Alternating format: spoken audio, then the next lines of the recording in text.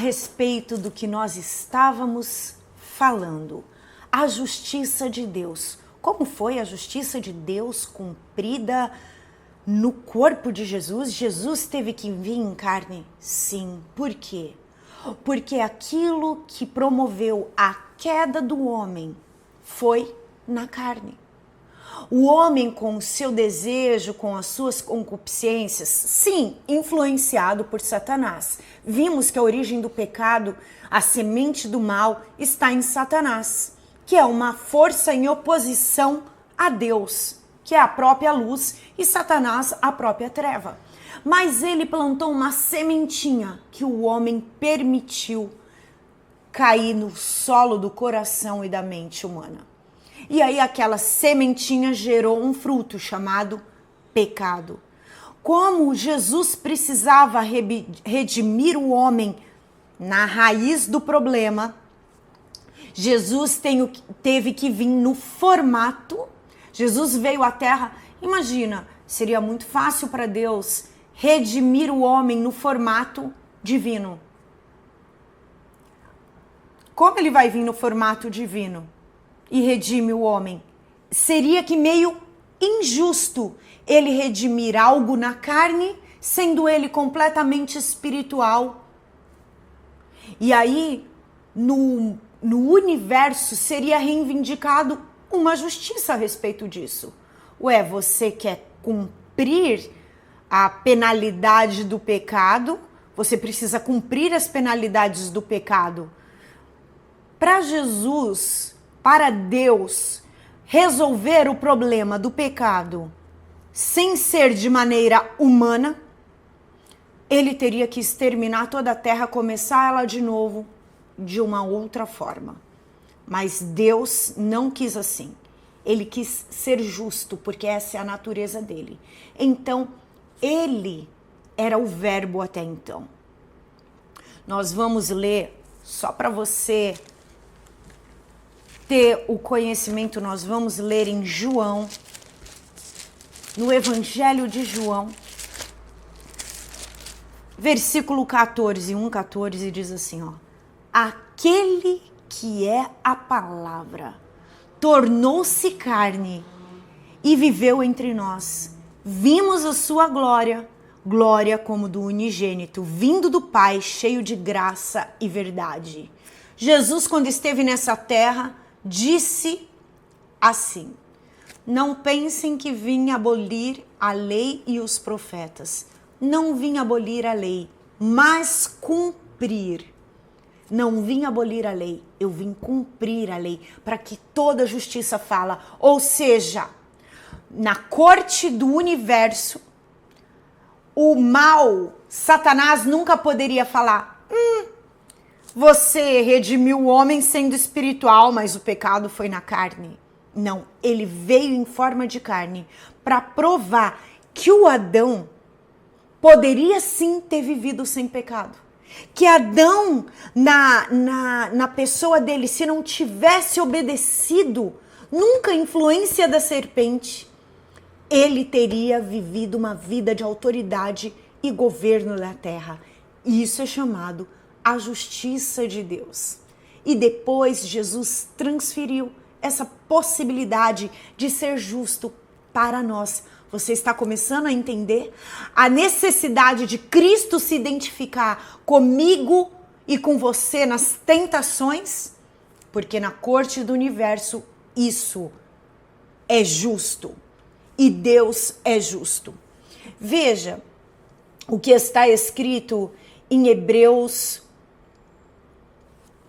12. Porque depois de Jesus cumprir a missão dele na terra, Deus Pai colocou ele numa posição, como nós já vimos, numa posição extremamente alta. Só que veja, Deus Pai não colocou Jesus numa posição alta, numa posição somente espiritual. Jesus subiu aos céus quando ele deixou essa terra no corpo, com alma e espírito. Ele não era só o verbo vivo de Deus. Ele não era a palavra que gera todas as coisas. Ele era o verbo encarnado, ele subiu ao céu e foi glorificado. E agora aquele Filho unigênito, como vimos aqui, ó. Vimos a sua glória, eu li João, Evangelho de João, verso 14, como do unigênito vindo do Pai, cheio de graça e verdade. O unigênito deixou de ser unigênito quando subiu e cumpriu toda a justiça e ofereceu toda a obediência dele como um sacrifício vivo diante de Deus. E ele passou a ser o primogênito de muitos irmãos. Olha a possibilidade de identificação. Aquele que era exclusivo, o único Filho de Deus que veio para trazer vida para o homem, se torna agora o primogênito, porque ele doa os direitos que ele recebeu em carne, por ter vindo em carne, para mim e para você. Veja o que está escrito, essa revelação está no livro dos Hebreus, capítulo 2, do 11 até o 15. Ora, tanto o que santifica, Jesus, quanto os que são santificados, provém de um só. Ou seja, quem são os que são santificados? Todos aqueles que creem nele. Todos aqueles que creem nessa palavra. Por isso, Jesus não se envergonha de chamá-los irmãos.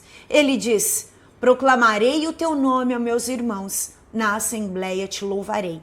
É uma promessa contida no livro dos Hebreus. E também outra promessa: nele porei a minha confiança. Novamente diz, essas promessas estão no livro dos Salmos e de Isaías. Novamente ele diz: aqui estou eu com os filhos que Deus me deu.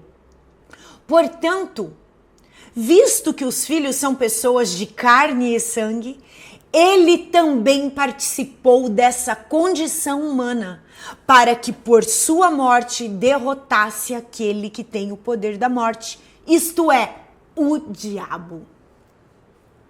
E libertasse aqueles que durante toda a vida estiveram escravizados pelo medo da morte. Ei, eu e você fomos livres.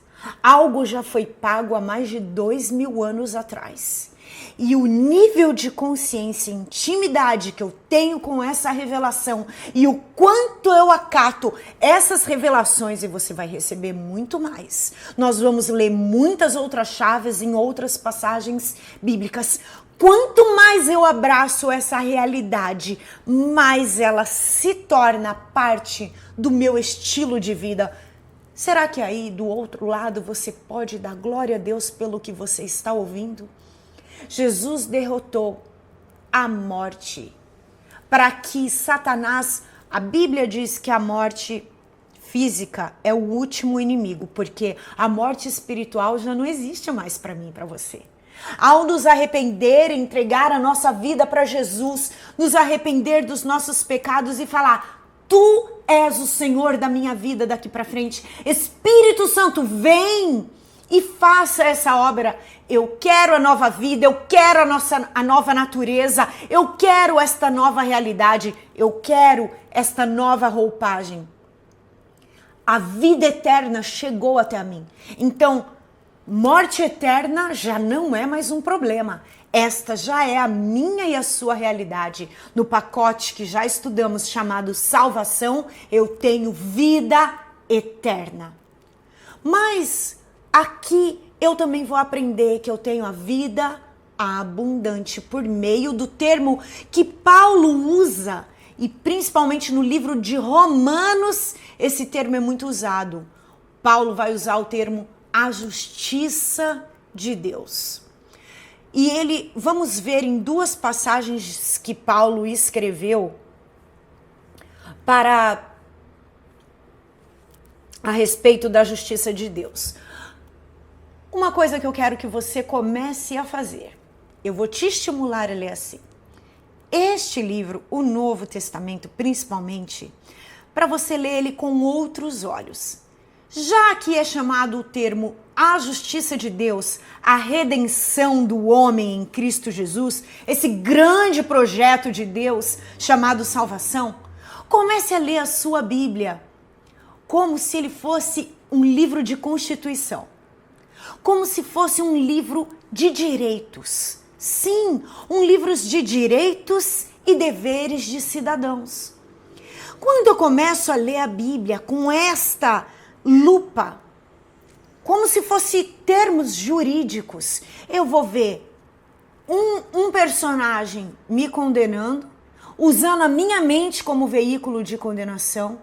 Eu vou ver um personagem tentando tentar vários homens e mulheres nas narrativas bíblicas. Eu vou ver também um personagem personagens vencendo, lutando contra as tentações. Eu também vou ver vários deveres que eu devo cumprir. E é aí que está a minha obediência. E eu também vou ver vários direitos que eu tenho direito. Porque a Bíblia é a constituição do céu. É a justiça de Deus intervindo, descendo. A justiça de Deus veio no mundo, cumprida a favor de nós. E é uma justiça que desce do céu para a terra. Quanto mais eu obedeço a Bíblia, mais do céu eu intervenho nas realidades, nas aflições, e eu posso alterar tudo o que acontece nesse mundo. Leia a Bíblia com o seu olhar nesse termo, justiça, constituição, um livro jurídico, ok? E vai mudar completamente a sua visão a respeito da palavra, e você vai ver como ela é séria e poderosa e favorável para mim e para você.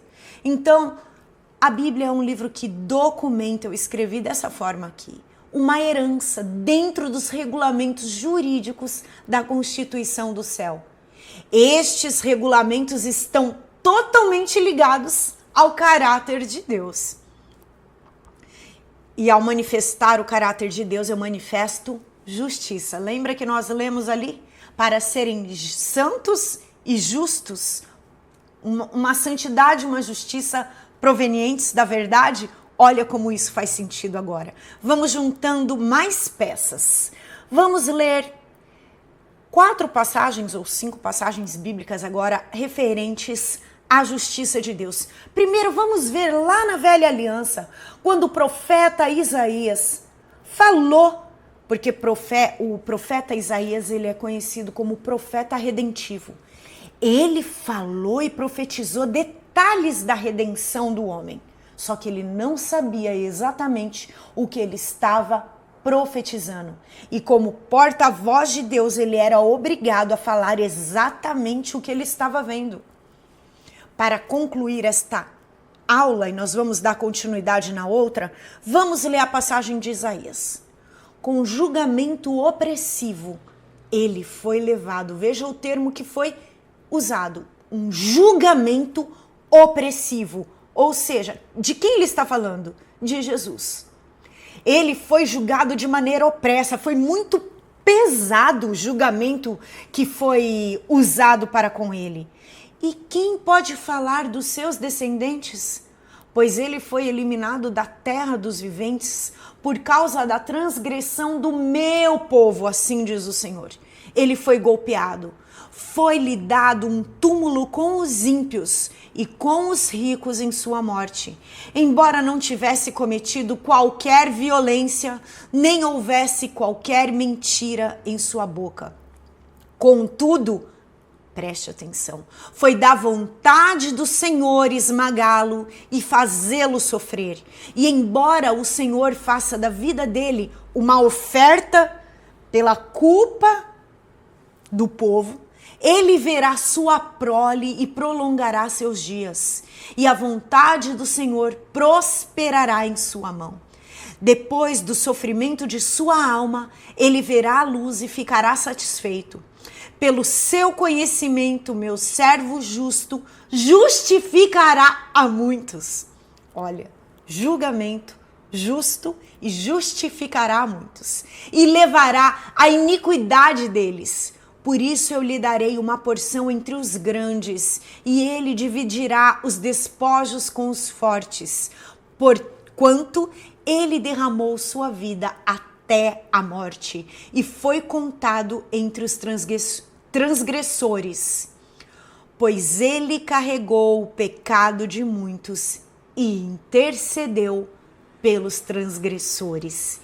Isaías profetizou a minha e a sua redenção e tudo que Jesus ia ter que passar. O meu servo, o justo, sofreu um julgamento opressivo para redimir aqueles que Deus queria trazer de volta. Continuamos na próxima aula.